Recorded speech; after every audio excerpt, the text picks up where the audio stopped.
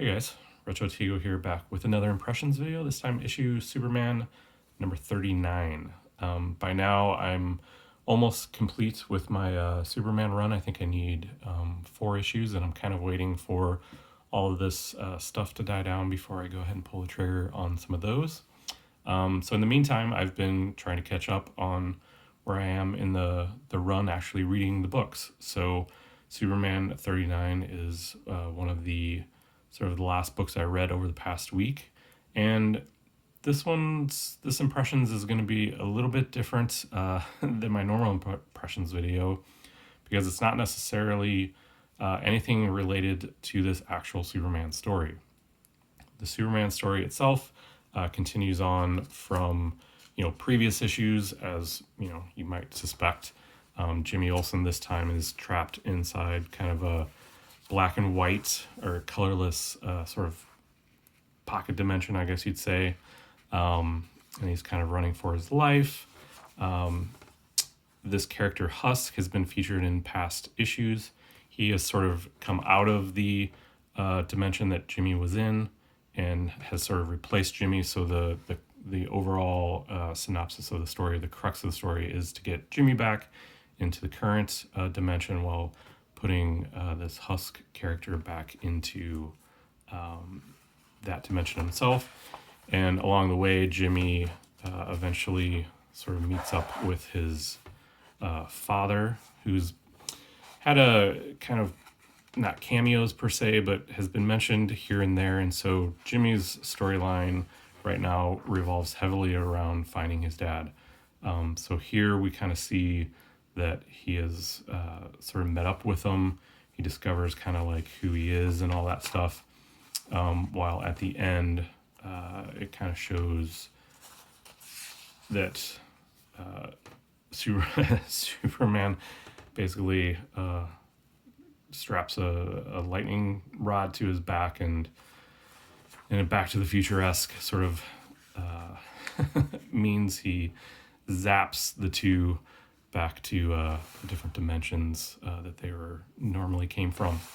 So generally speaking, if you haven't kept up on Superman to this point, it's not going to really make much sense for me to explain everything, because it's clearly a continuation issue. It's meant, definitely as a continuation issue. So a lot of the things in here I could explain and probably wouldn't make much sense. So the reason why I wanted to feature this issue in particular was when I got this out, pardon me, it felt heftier than normal issues. And I was intrigued by that, but I didn't kind of thumb through it. I just kind of started at the very beginning.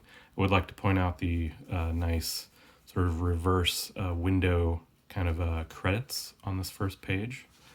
And then also, side note, Jerry Ordway's artwork is amazing as usual, and the definite Transformers reference here is not lost. But as I was reading through this, fresh, without any sort of preconception, I came across this, what I thought at the time was a one-page ad for these lightning racers. They're basically RC cars. RC cars in the 80s became like a huge thing. Every kid basically wanted one, myself included. I really wanted the Grasshopper. And I did eventually get an RC car, but I did not actually get the Grasshopper. So apparently these are lightning racers. They're smaller versions of the much larger actual RC cars. I think these are just some sort of mini car. But anyway, as I was reading the story, I'm like, okay, here's great. Here's a one-page ad. But when I flipped the page, okay, well, here's the back of the one-page ad, maybe. So as I started reading, I'm like, wait a minute. Hang on 1 second. Why is the Superman now taking a turn for these RC cars? And as it turns out, it's a full, well, essentially a half comic, but a full story stuck right in the middle of of this Superman issue. So it's basically, an advertisement comic book for these RC racer cars right in the middle of my Superman comic book. So the story, as you might suspect, is all these kids are racing with this product. Who is it? Dr. Micro, which is apropos given these are smaller scale cars than the normal sized cars, is out wreaking havoc. And he turns all the kids Honey, I Shrunk the Kids style. And basically, these kids assemble these cars, amazingly enough, and start driving them and take off after Dr.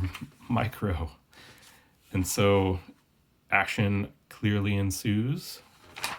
And then, they thwart him at the very end, and they get shrunk, or not shrunk, embiggened, I guess you would say, back to their normal sizes. And at the end, you're left with a clear advertisement for these micro racers. And then at the very back page is, the explanation for everything and like kind of what comes in them or what other stuff that you can get for them. So it looks like the Lightning Racers were 1/32 scale 4-wheel drive speedsters. And I don't ever remember these growing up, so I don't know how popular they were. I did a quick check on eBay and I couldn't really find too many of them, either new in the box still or assembled for sale. So I don't think they necessarily took off. But yeah, so that that was the interesting thing to really note about the Superman issue outside of the actual Superman issue itself, was that buried inside, right in the middle, was this advertisement comic for Lightning Racers from MRC Tamiya. So the reason I kind of highlighted this, like I said, in the 80s, RC cars became super popular.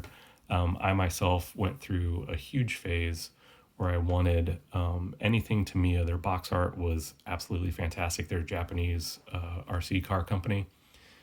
Their box art for their cars was super awesome. Kind of like hand painted covers for these cars, made them jump off the box art there.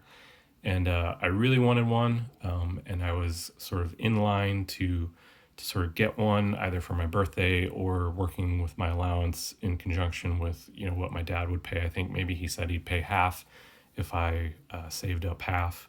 I'm a pretty impatient person, so eventually I kind of sold myself out for a cheaper RC car because I just really wanted an RC car. So I never wound up getting the Grasshopper. And so as I was reading Superman issue 39, and I came across this basically promo comic, which I believe, doing just a little bit of research on, I think this was actually printed separately as well and given away as like promo items various places for these cars. So this wasn't the only place that this showed up. But reading this last week and stumbling upon this RC car advertisement comic really like rekindled a little bit of an interest in the RC car culture. And so I've been spending, a fair amount of time, and now we're back into the Superman comic. I've been spending a fair amount of time sort of watching YouTube videos, and it's pretty amazing that there is still a rich, vibrant RC car culture out there. So that's been really fun to sort of wax nostalgic.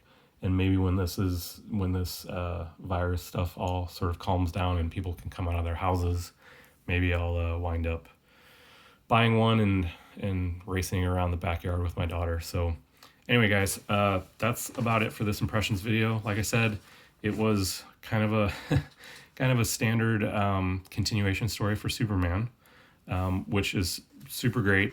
I'm really enjoying this Superman run, and like I said, Jerry Ordway's artwork is continues to be really fantastic as well. But the purpose, again, for this one was to highlight this Lightning Racers comic book right in the middle of it. So Anyway, guys, this week we'll see more impressions videos, and then my birthday is actually next weekend, so we may see some present opening, unboxing kind of things towards next weekend. I think my wife is getting me something special, so we'll see what that is when it comes. And yeah, otherwise, it's kind of business as usual, more impressions videos. Leave a note down in the comments as to what you'd kind of like to see. Can't get out to do haul videos, as I said. Everything's shut down pretty much. And I'm a little weary about ordering stuff online at this point. Just, I don't really want to put other people sort of in the line of fire going into the post office at this point, and run the risk of them getting exposed to the virus or what have you. So haul videos are kind of put on hold for the time being. But yeah, leave a note down in the comment. Let me know the kinds of stuff you want to see.